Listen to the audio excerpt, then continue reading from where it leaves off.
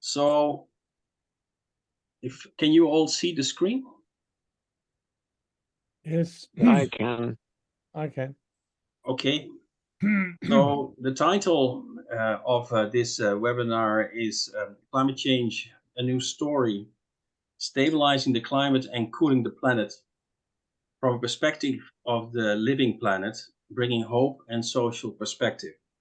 I'll get into this a little bit later, but basically what we're going to say is that in general, the conclusion is that biodiversity and climate resilience are strongly linked, even on a small territory of 150 hectares in this rainforest.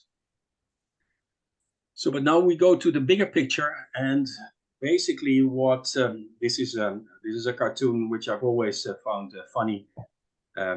Simple but wrong solutions and complex but right. But I changed the word from wrong to incomplete. The current climate story is focusing basically on diminishing greenhouse gases, which, don't get me wrong, I think is a very important thing to do. But it's not sufficient, and it does not include all the possibilities that we have to stabilize the climate and even cool the planet. So I'm presenting this new climate story, which is also being developed in the Eco-Restoration Alliance, which says that climate change is caused by greenhouse gases, but also, and maybe more importantly so, by the destruction of the biosphere. I had to put in this cartoon because it was only published 2 days ago, and you see here that the IPCC is all focusing on the CO2 button in the climate in the climate machine, as you could say, while they're not looking at water vapor, an incredibly powerful thing. They're not looking that much at oceans. They've never heard of the biotic pump. So they're actually having quite a myopic idea of what climate change is, what it causes, and how you can fight it. So the news story says, well, actually, the Earth has a fever, as if you have to see it as if it is a living organism that where everything sort of works together. And the Earth has a fever caused by the damage that we as humans have brought to the biosphere in so many ways. Polluting the atmosphere, polluting rivers, destroying forests, depleting oceans, etc. So if that is true, then the good news is we know how to cure her, and we know how to stabilize the climate much faster than currently is thought when you only focus on greenhouse gases. So what I propose, and together with a large group of people and fast-growing people, is that we can largely solve the climate crisis if we act now and at scale by revitalizing the biosphere everywhere. Healing the soils, vegetation, forests. We have to hydrate land, restore the water cycles, restore ocean life, and redesign our destructive activities, in particularly our food production and consumption patterns. And yes, we have to get out of fossil fuels as soon as possible, but let's not forget that our food production is one-on-one right now tied to fossil fuels. So if you would turn off the tap tomorrow, you would have a global food crisis as well. So the diminishing of the fossil fuel use needs to go hand in hand with the transformation of the global food system. Now it's getting a little bit technical, and what you see here is a graphic about the incoming sunlight and outgoing sunlight. The Earth's energy is a little bit out of balance, not that much. Okay, sunlight is coming in and that radiates in, and a large part is reflected out. And the difference between in and out is roughly 0.5%. And that 0.5% is heating up the planet. So far, it's pretty simple.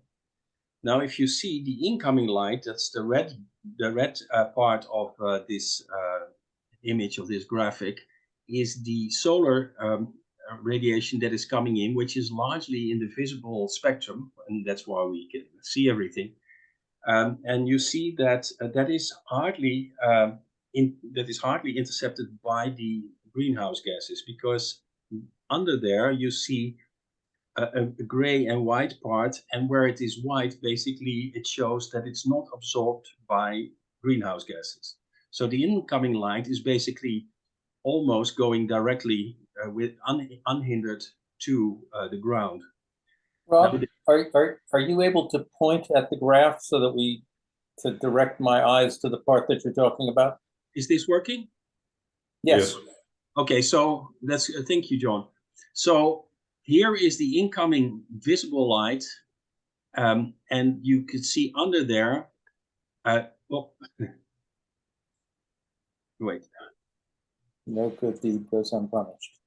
It's okay, no worries. Okay, so I just shouldn't click, that's all. And you can see in the white part, here there is no absorption by the greenhouse gases of that light coming in. So the solar light that comes in basically goes straight to the Earth's surface. Now, on the way out, it's different. First of all, the radiation that comes out is in the infrared spectrum, because it has been changed by hitting the Earth. And it goes out, and you see that there a large part in the blue part goes out in the infrared spectrum around 10 microns waves, and that's exactly an area where which is not absorbed by greenhouse gases. So I'll come back to that later, but it's a very important point, because there is a part of the radiation that's outgoing in certain circumstances that will not be impeded by greenhouse gases. And this is a clue on how plants cool the planet. So I'll go on with this story. It's only 2 slides. It's a little bit technical, but basically the solar energy that comes in and gets hit by vegetation is absorbed by that vegetation, and then is turned for a large part into water vapor. So in the process of photosynthesis, the sunlight is produced in the air that's used in the leaves, actually evaporates water, and that gives so-called latent heat, which is basically the molecule, the water molecule, carries that water because it goes from liquid to gas. That goes up to the cloud level, passing by the greenhouse gases. Is not affected by the greenhouse gases, and at the cloud level it condenses, where it makes clouds, first of all, which is a second way of radiating sun rays back into the space. And secondly, at the moment of condensation from gas to liquid, the volume reduces 1,000-fold, and at the same time emits a radiation in that atmospheric window that I just showed, so it doesn't get affected by greenhouse gases, and a large part immediately leaves into space, and some of it a little bit longer. If, however, an area is not vegetated, then the incoming sunlight gets transformed into not into water vapor, but into what is called sensible heat, which is basically heating up the atmosphere. And this sensible heat is actually getting trapped by greenhouse gases, amplifying the warming up of the planet. So if theoretically, if you could have 100% of heat coming in and turn it into water vapor going out, the greenhouse gases that are currently in the air would have no effect at all. Of course, that's not the case, but it is an important point to understand. So from the theory of incoming and outgoing radiation, latent heat versus sensible heat, we come to the living planet perspective. And if we see the whole planet, if we see how it reacts during the year on incoming sunlight. As you know, it has an X, so it changes the season, especially in the Scandinavian countries. You have a very big difference between summer and winter, while in the tropics it's more year-round, and also a lot more light comes in there. You see that here is, for instance, the global vegetation cycle throughout the seasons changes all the time. And for instance, in the Sahel, you can see that it's greening up during the rainy season, and then it becomes less. In Africa, you see it in Australia and other parts. And another way to look at it is, where is photosynthesis taking place and biomass production on land? And then you see that while in the northern hemisphere summer, a lot of it is done in Europe, in Asia and North America. During the year, actually, the tropical rainforests and areas and the tropics in general are actually producing most of the biomass and doing most of the photosynthesis, which is a cooling process. And let's see if it loads, but this gives you an idea of the water vapor that's in the sky. If it goes well, it should be showing the movement. It's a little slow, but anyway, this is a half-year movement of the atmospheric vapor over the Earth, and then you see that almost all is concentrated in the equatorial area. Another way of looking at how the planet has changed, and you see that actually deforestation and desertification have been happening for a long time. In fact, the Sahara, it was a savanna only maybe 6,000–7,000 years ago. And you see that Europe was largely forested. And it is humans who basically changed all this land and erased a lot of forests. And that has gone accelerated in the last 100–150 years or so. And here you see how much it has changed. Since 1880, we added 6.5 billion people to the global population. We increased CO2 with 120 parts per million. We cut an area 13 times France, or roughly the size of the United States or China. And the temperature has gone up by roughly 1.2 Celsius, which is what makes us rightfully so very nervous, because it's very dangerous. But if you look at all these graphics at the same time, the world population, the CO2, the deforestation, and the temperature rise, they all roughly happened in the same in the same tempo, and they're all following the same trend, because it has to do with our activity as humans. And then what happens in the IPCC report is that the 1.2 Celsius increase is completely attributed to the CO2 level, while in fact a lot of it should be attributed to the deforestation of forest, and especially the forest in the tropics, because they have a cooling function of the planet. So, and one principle that's important in this whole system is that basically large forests irrigate the continents. They bring the rain, because the evaporation from forests and making clouds and then making rain, at the moment that they condensate at cloud level, they create wind because of the implosion of the gas, of the water vapor gas, into liquid. And coastal forests then suck in humid air from the oceans, and that gets circulated every few hundred kilometers further into the continent.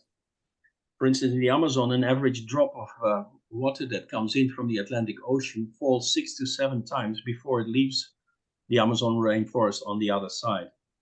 So if you cut the coastal forests, this process stops, and basically you dry out the continents. And that is not well understood, or actually, I think, hardly understood in the climate models. in a global picture, you can see here that, let's start with Europe. You see that when Europe was completely forested, there was a strong biotic pump, atmospheric river going all the way down to China. And even today, some 80% of China's rain, especially in the north side, still comes from moisture that comes via the Atlantic, via the Siberian forest, all the way there. But if you cut the forest, this process stops. The strongest one is over the Amazon. You see also there is movements around the Congolese forest in Africa. So it's very important to understand that not only do trees evaporate water and then make clouds and rain and cool the sky, but large forests actually bring that moisture on and irrigate whole continents.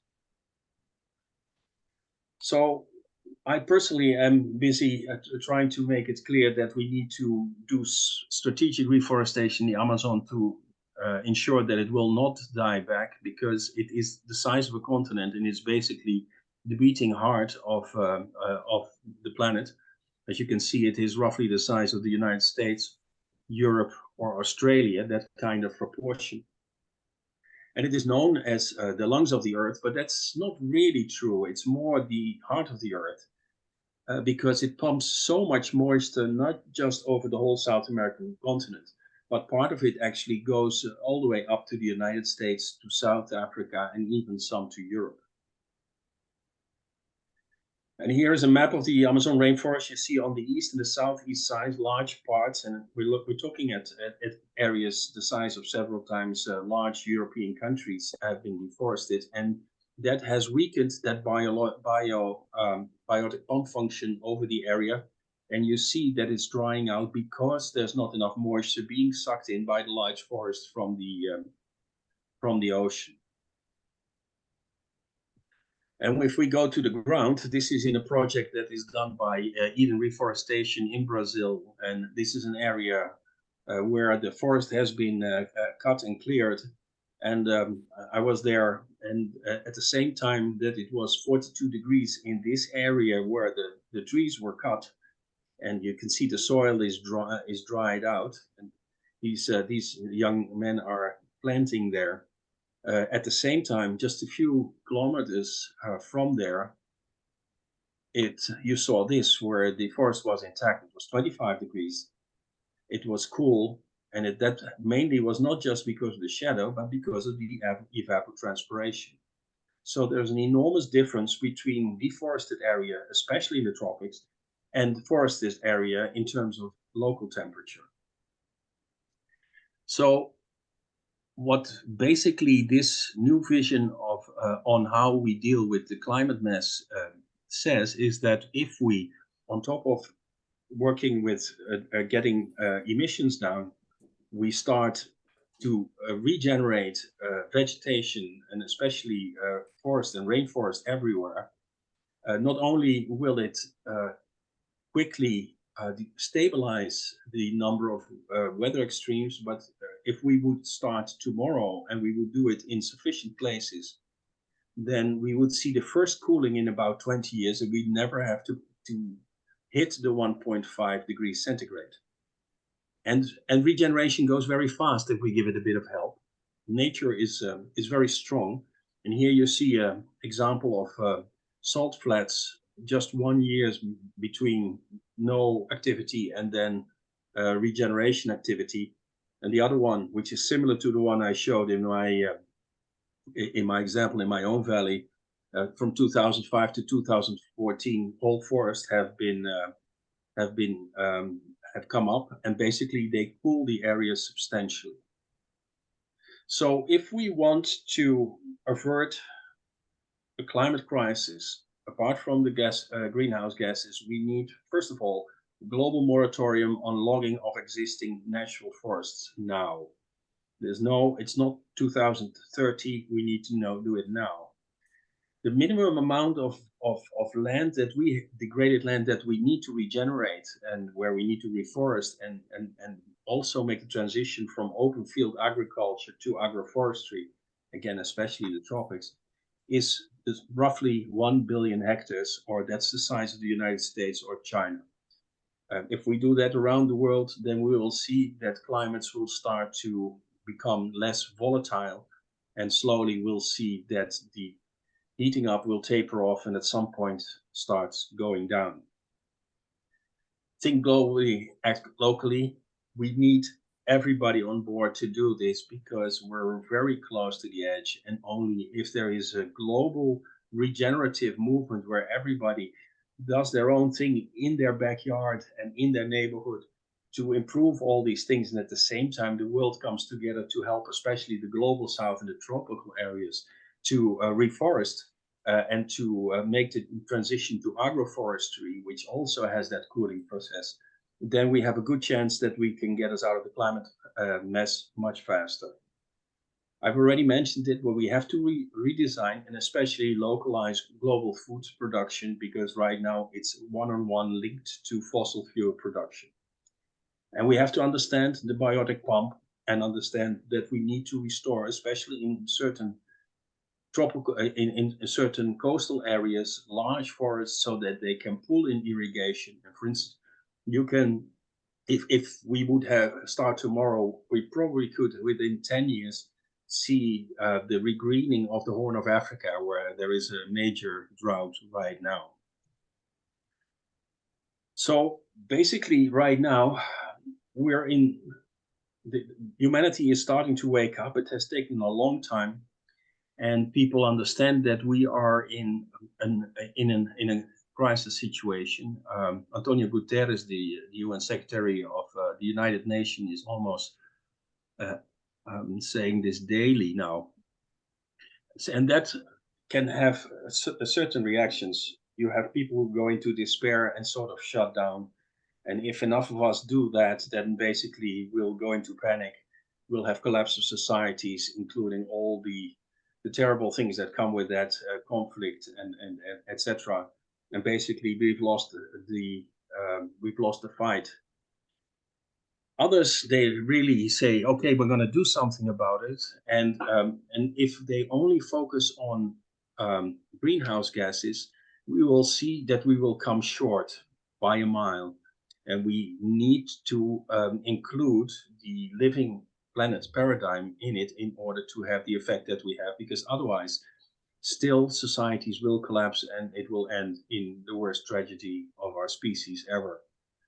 If we, however, add the thriving planet idea, reviving, I didn't mention the ocean, it's short time, but basically also the ocean biology, the biology on land everywhere in many ways, then we will see that the whole thing will calm down. We will see more production of biomass, and we will slowly get ourselves out of this problem. And it also brings realistic hope that we can win this fight. So that is my presentation. I hope it was clear, and I will stop sharing this now and listen to your ideas, questions, and insights. Thank you.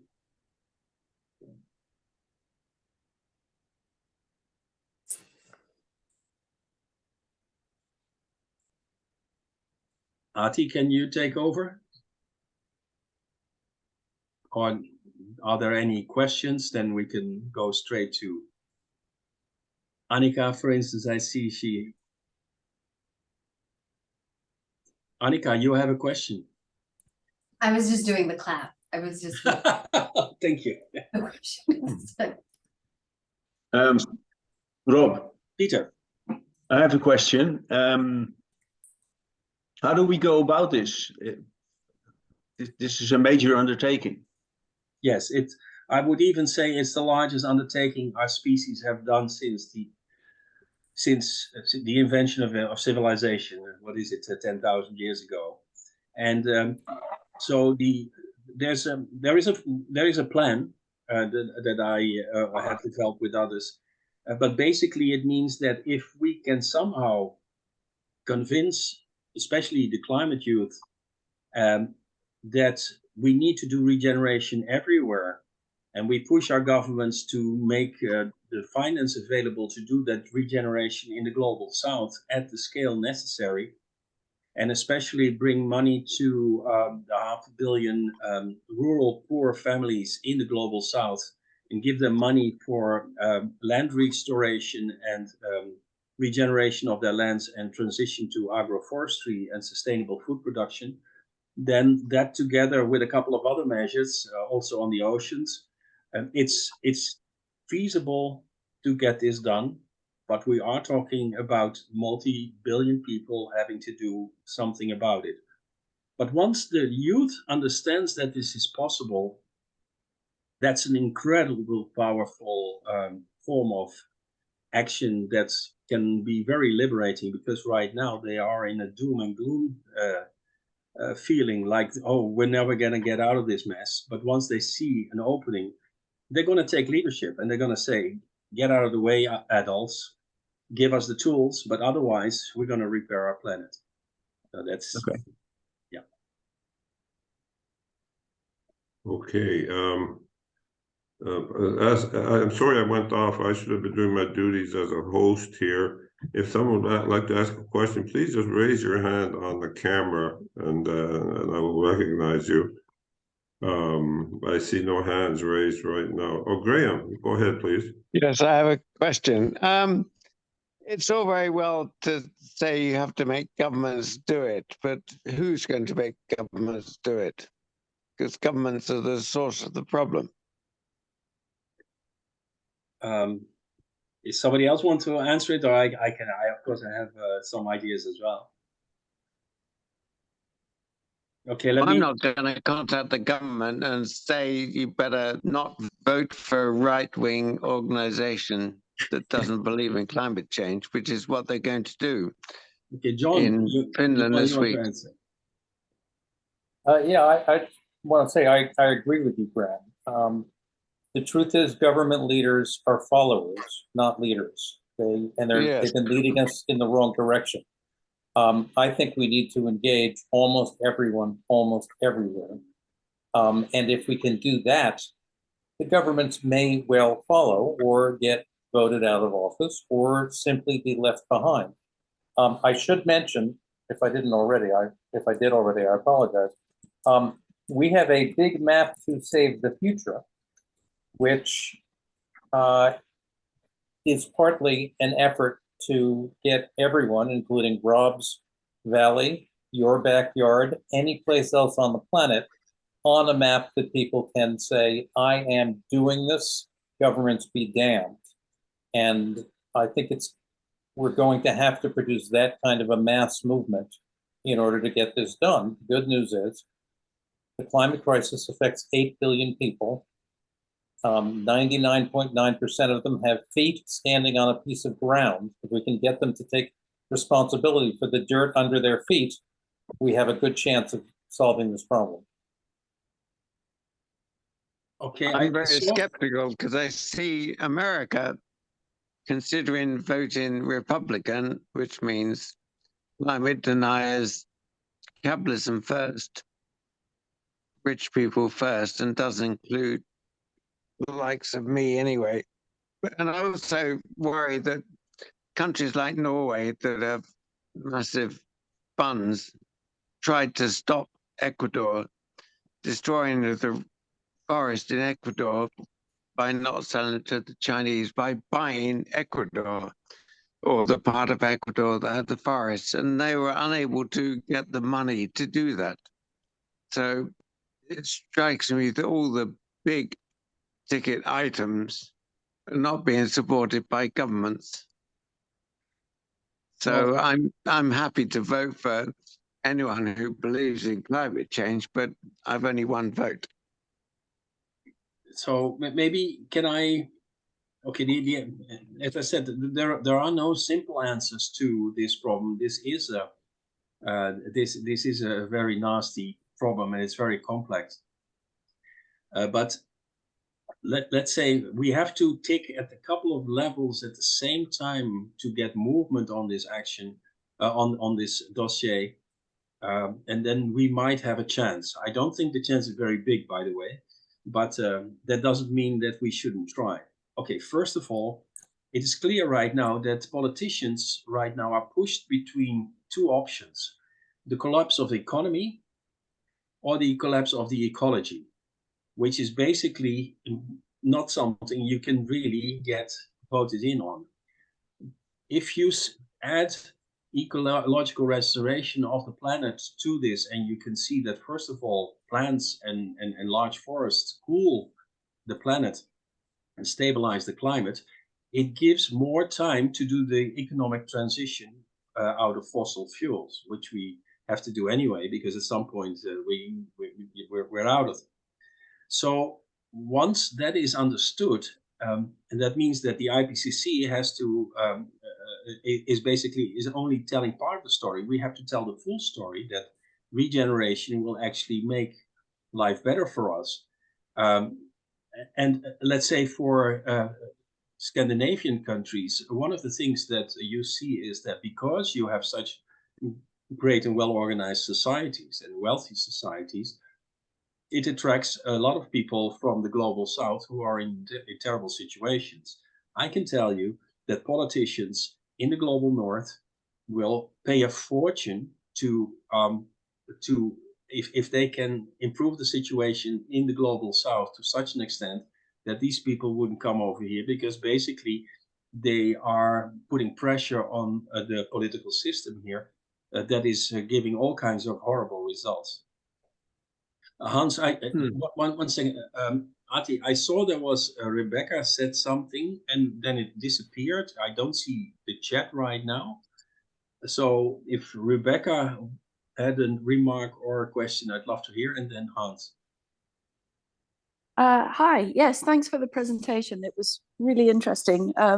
My question, I think it's still in the chat, is just that, do you recommend any particular organizations to get involved in?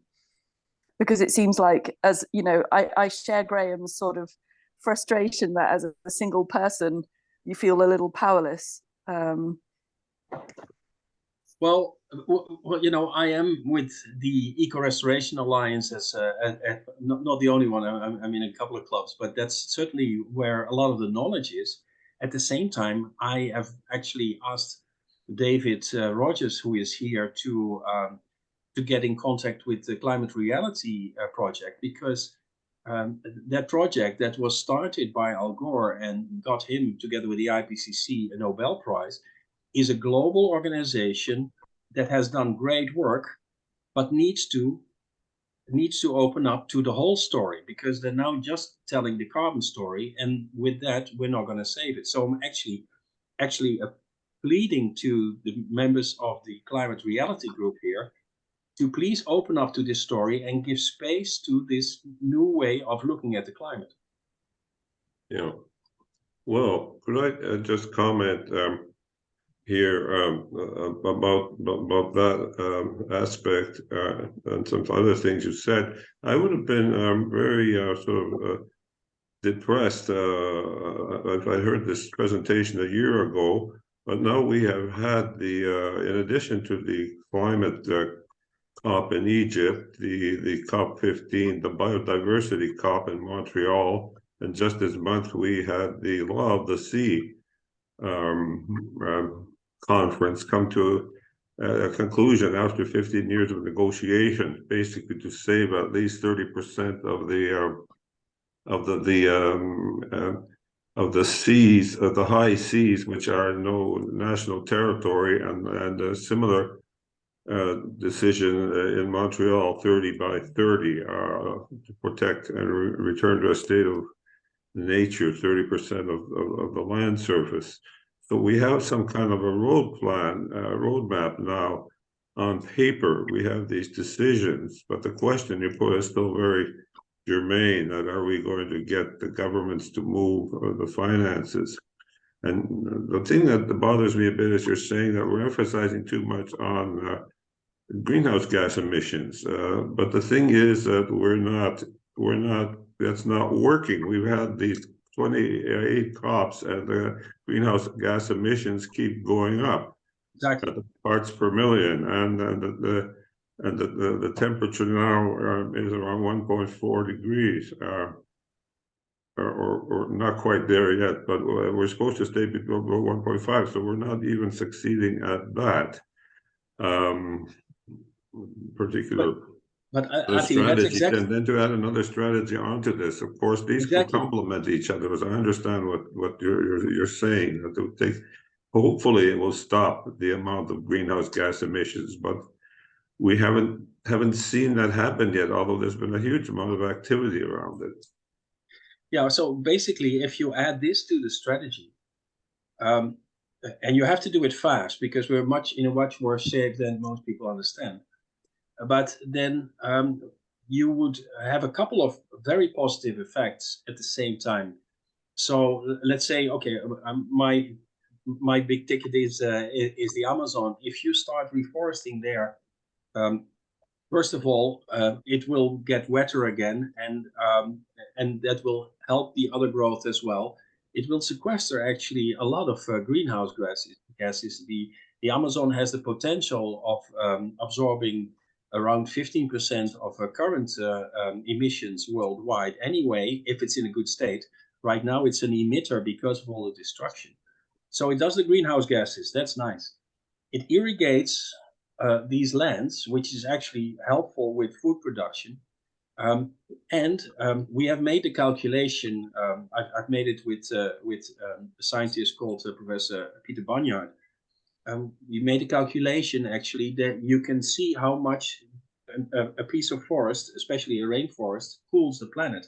So if you do that sufficiently, you can see that it also starts cooling.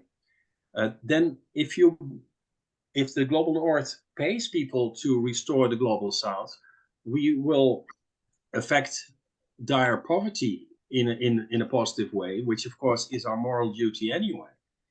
And at the same time, it will also slow down migration from the global south to the global north. So there's so many boxes that get ticked by this solution set that I think we can convince it. And the last one, I do agree that governments are followers, but if we can convince the real powers of the world, basically the financial powers of the world, and I'm talking the pension funds, I'm talking the sovereign wealth funds, but also the reinsurers, they know that their assets are going down the drain if climate destruction is going to have such a large effect on societies and their asset base. So if we have a strategy where we can mitigate the amount of disasters, they can actually invest in getting down this damage. And that's for them actually one of the best ways to invest into their future. And with that, with ours. Yes, I forgot the other part I was going to mention about the climate reality of the Al Gore team.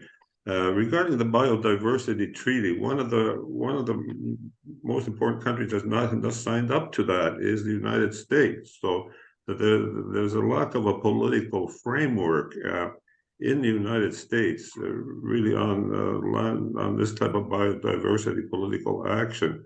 They're lagging way behind even countries like China because they're not parties to that treaty.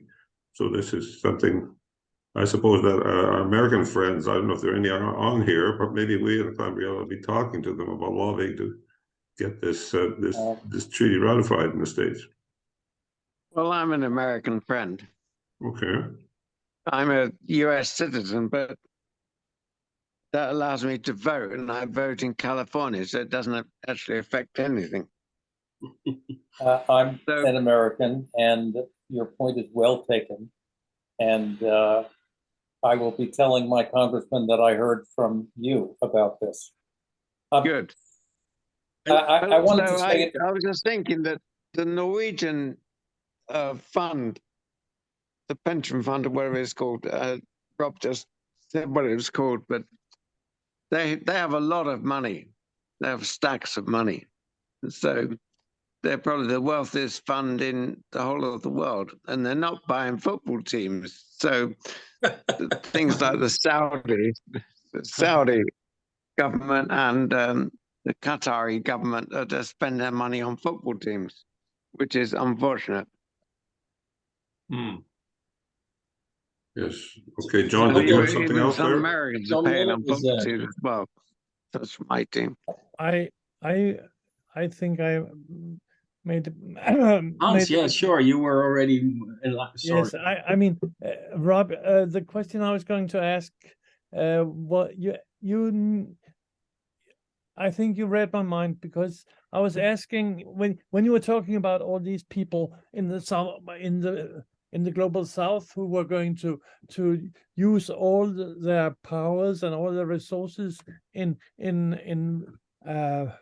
regreening their part of the planet. Then I thought, who's going to pay for that? Who's going to pay the salary for that? Who's going to make them live through that process? And you all already in a way answered that question, but I would like to add a couple of things. I recently got acquainted with the latest report from the Club of Rome, the one called Earth for All, and they're very clearly talking about the need is a total what do you call it? Yeah, a total change in our economic thinking. Yes, exactly. That's the one. And also that the rich really, I mean, with the extreme inequality we have on this planet, which we all know about, then that really has to be turned upside down. A total redistribution has to happen.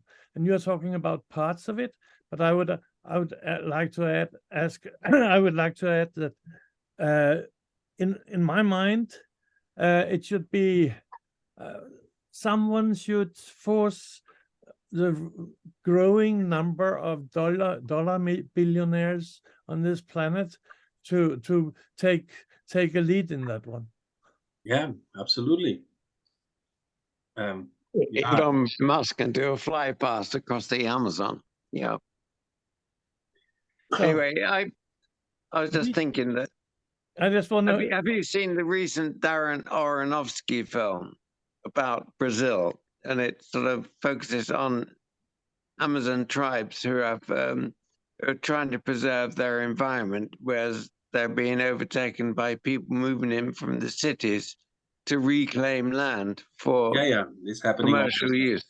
Yes. And it's sort of upsetting that it's local indigenous peoples or imported peoples, not indigenous peoples. Imported peoples are claiming the land just like the Americans did in America. Yes, that's still going on, and that needs to be reversed. John Yes. Miller, you've already put up your hand a couple of times. I'm sorry that. Well, that's right. I was just going to focus on Ati's point and your point to David Rogers, which is not only has the effort to stop emissions been unsuccessful, but it is not a short-term solution to our crisis. It's important to remember that there's so much carbon in the oceans right now that even if we stopped emissions today, they will be outgassing for centuries. It's just not the way you put out the fire. The way you put out the fire is to do what Rob has said, because healthy ecosystems cool the planet. They lower temperature and they mediate the water cycle, which produces the weather. Temperature and weather are the real impacts, and healthy ecosystems address them. And incidentally, they draw down a hell of a lot of carbon.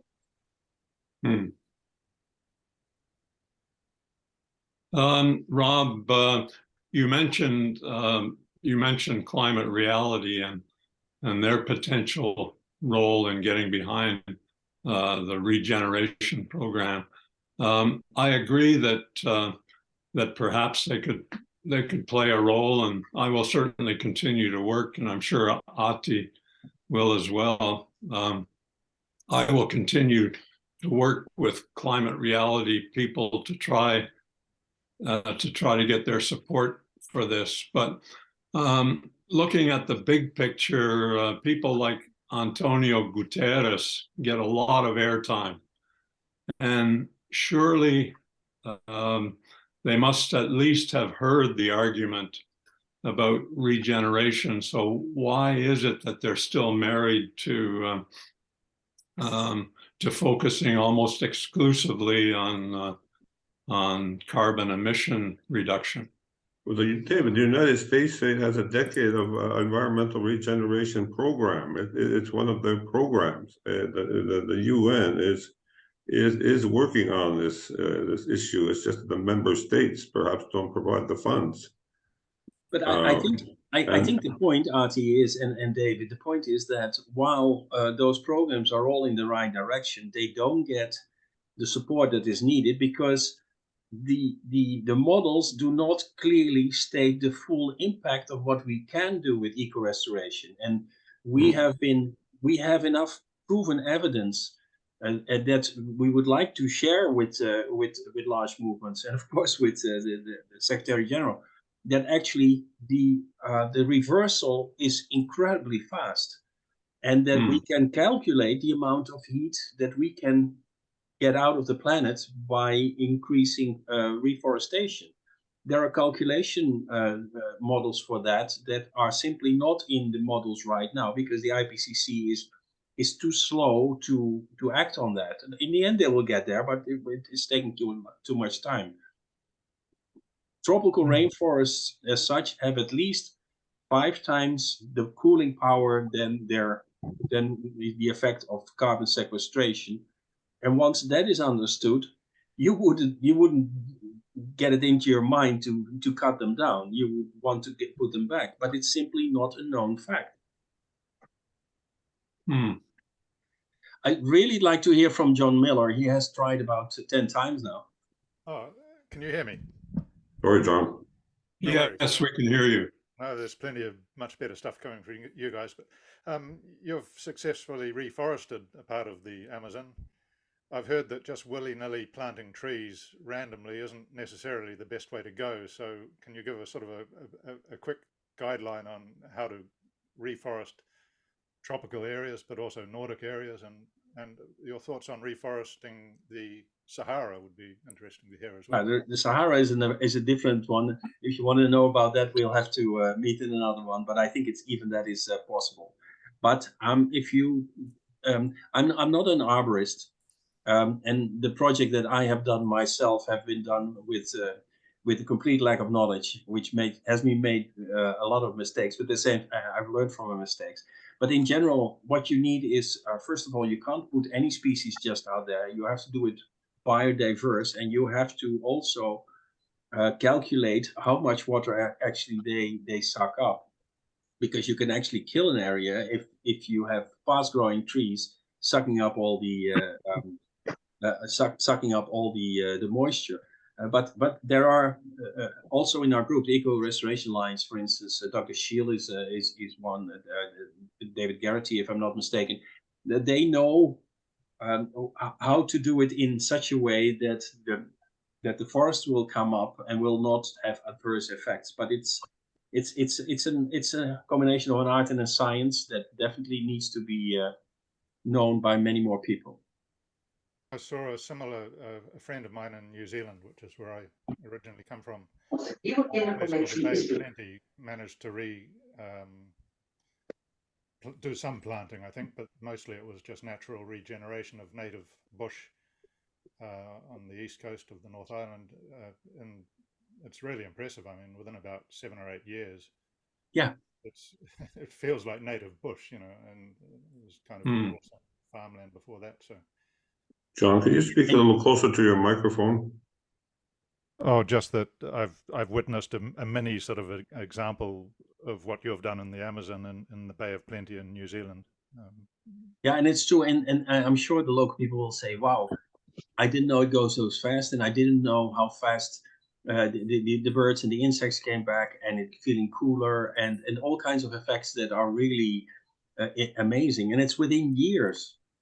It is if everybody starts cleaning up their own microclimates tomorrow by these activities, within 5 years, everywhere where it's done, they would feel a difference.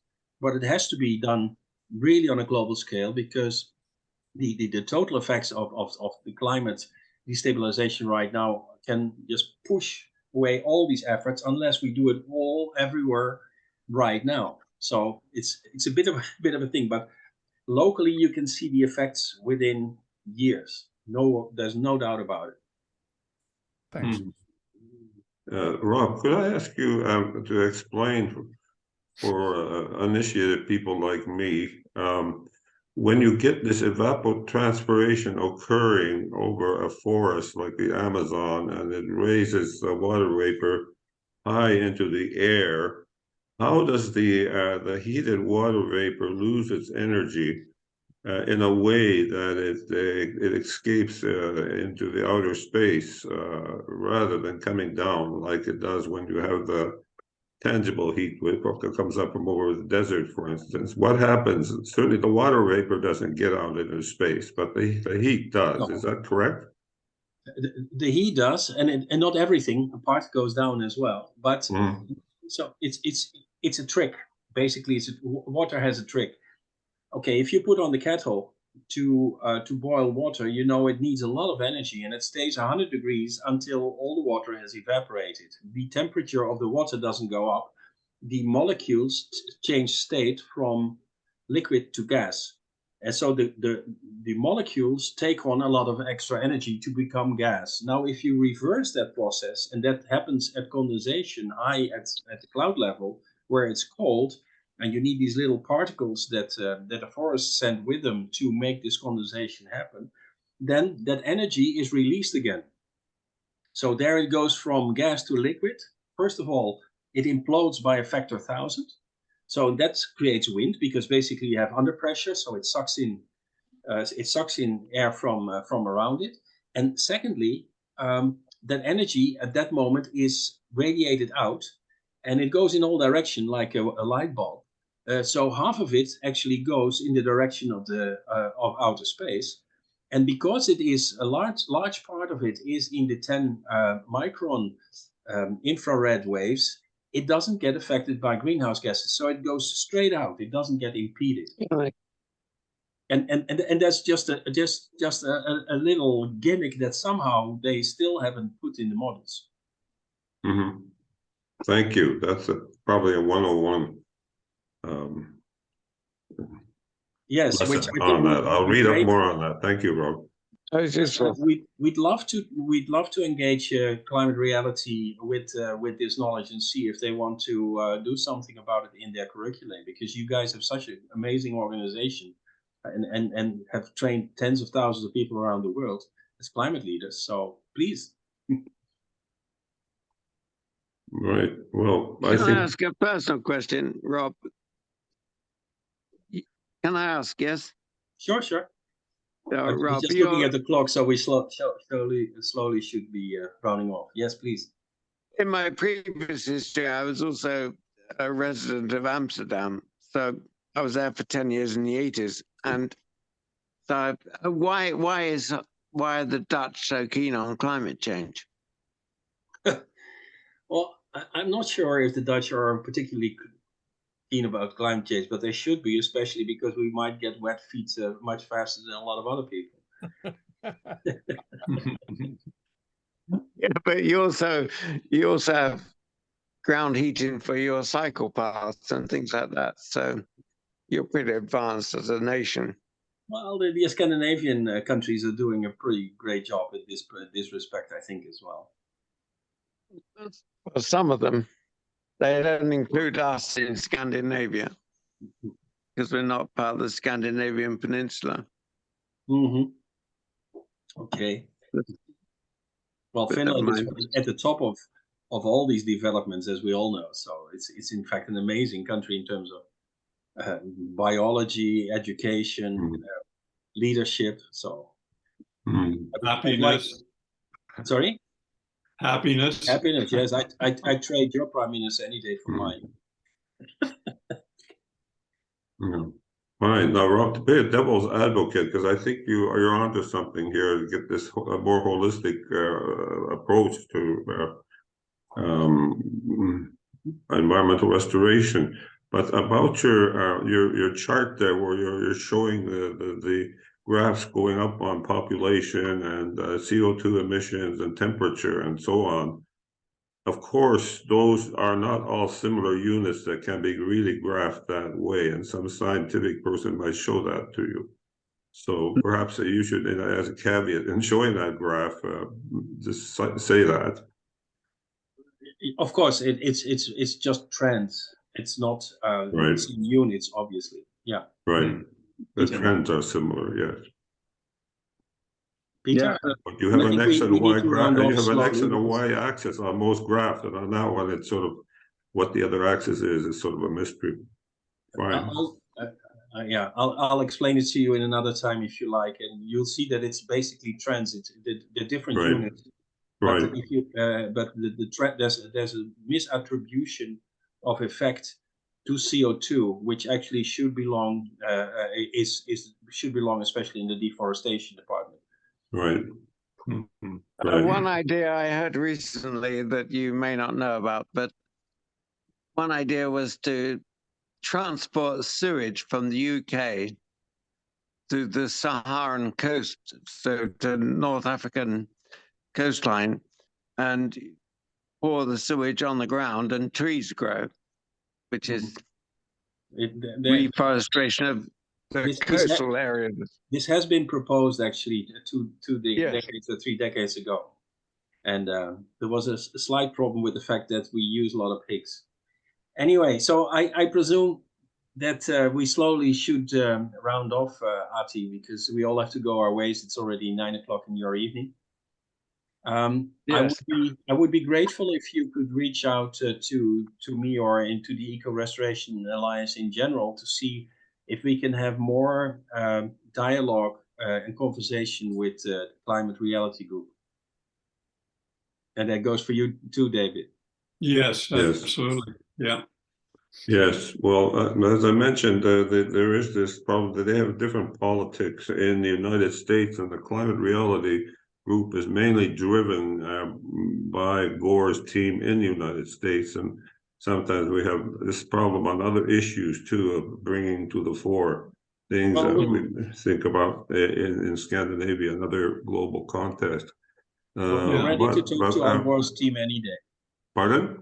We're ready to talk to Al Gore's team any day. Yes, we'll see if you can get to talk to them. And I'm also with another network called Facing Future, which has a couple of hundred scientists and activists on it that perhaps you could present on at some point, and I'll be in touch with you about that. So I'm just going to end the recording, but I missed the bit at the beginning. I didn't get it on the tape to introduce you, so I will say thank you, everyone, for tuning in to this broadcast on eco restoration. And our guest has been Robert DeLat, who is an active member of the Eco Restoration Alliance, and he's a specialist on eco restoration, having developed an impressive pilot project in Brazil where he lives, and has demonstrated through his work how we can significantly reduce the rate of global warming through biorestoration, much more effectively than just concentrating on greenhouse gas emissions alone. Thank you. And we can. Thank you. I'll just turn off the recording and say good night.